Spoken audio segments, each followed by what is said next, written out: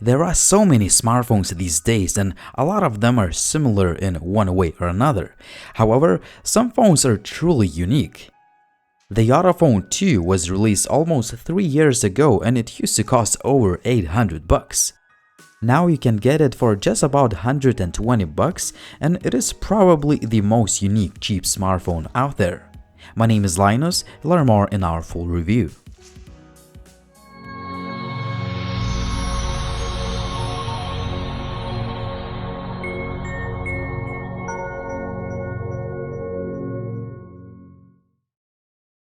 Just before we start, I will leave all the links down below the video.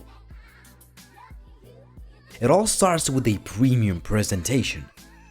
The phone comes in a unique box that nicely unfolds, and inside of it all the items are actually packed in separate boxes. The list of accessories include a nice USB cable, some paperwork, a fast charger, a SIM ejector tool, and a pair of earphones which look kind of nice, but the quality of sound is just meh. The Yota Phone is a unique device not only because of its secondary 4.7 inches e-ink display, but also due to its rounded shape, which may remind you some of the old Nexus devices. What is also kind of unique is that the phone is very compact according to today's standards, and that is mainly due to its 5 inches 1080p AMOLED panel. Speaking of that display, I can say that it is punchy, vibrant, and it offers deep blacks, like most of the AMOLED panels. Both displays are covered with Gorilla Glass 3 for scratch resistance. As for cameras, we have just 8 megapixels shooter on the back and just 2 megapixels shooter on the front. Oh, you can actually use the main camera with the LED flash for selfies and see yourself on the e-ink display. Since the Yota Phone 2 used to be the high-end phone, the loudspeaker quality is one of the best you can find in this price range.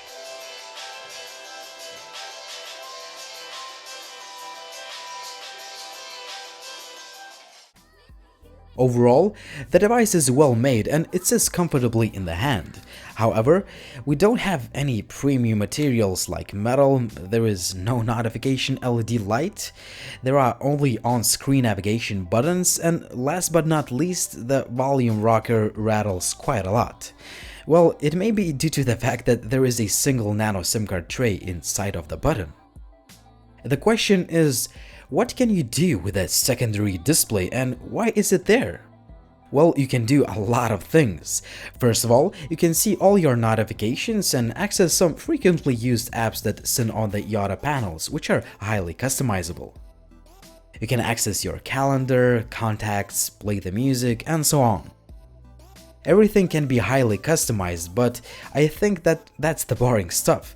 You can mirror absolutely anything you want on the secondary display.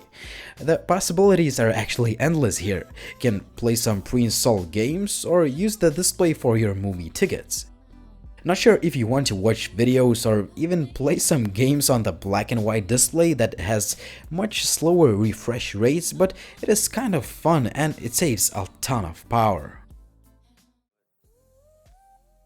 Speaking of the power, you can enjoy reading collection of ebooks for a whopping 100 hours using the e-ink display and the built-in Yota Phone's power management tools. However, if you prefer using the Yota Phone's main display more often, you will get just over 3 hours of screen on time. At least that was my result on kind of intensive use. The secondary display definitely looks like an innovation even in 2016, but the Yota Phone is a 2-year-old device after all. My Chinese review unit runs on the outdated Android 4.4 and I know that a lot of folks may be disappointed. On the other hand, the stock-looking user interface is pretty fast and I just had a few minor hiccups over the time. For just 130 bucks, you are getting an old but still capable Snapdragon 801 chip. If you add 2 GB of RAM and 32 GB of storage, you can enjoy playing some 3D games even on the highest graphics with just a few skipped frames.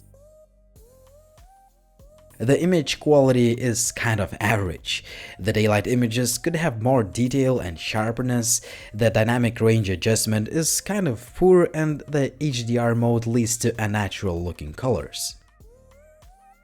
Still, you can get some nice looking pictures that can rival even some newly released phones in this price range.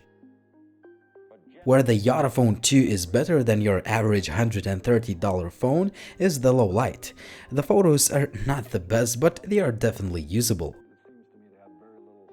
The selfie image quality leaves a lot to be desired.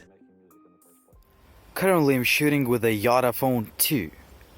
This is handheld footage, and today is a pretty cloudy day.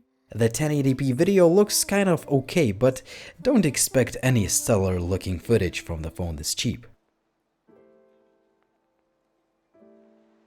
When it comes to connectivity, the phone lacks the microSD card slot. It comes with just one SIM card tray, but there is NFC, a stable Wi-Fi connection, and a good quality earpiece that assures a great call quality.